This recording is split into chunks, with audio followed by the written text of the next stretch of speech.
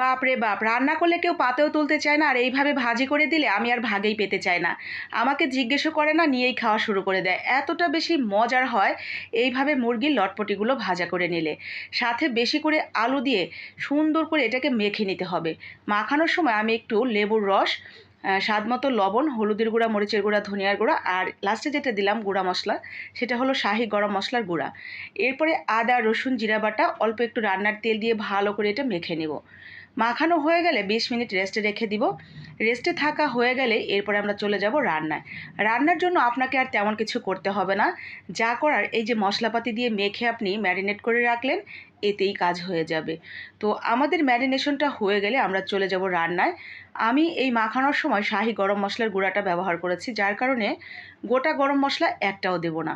তো আমি এখানে তেলের উপরে শুধুমাত্র একটা তেজপাতা ফোড়ন দিয়ে জাস্ট ওই মাখানো আলু এবং মাংসটা দিয়ে দিলাম। মুরগির লটপটি এটা হয়তো অনেকেই বুঝবেন না, হয়তো বুঝতেছেন না যে এটা আবার কী।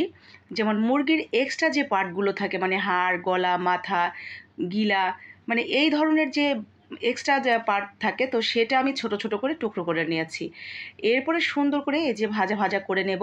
একটু লো আঁচে পানি ছাড়া এইভাবেই ঢেকে ঢেকে আস্তে আস্তে ভাজা ভাজা করতে থাকবেন।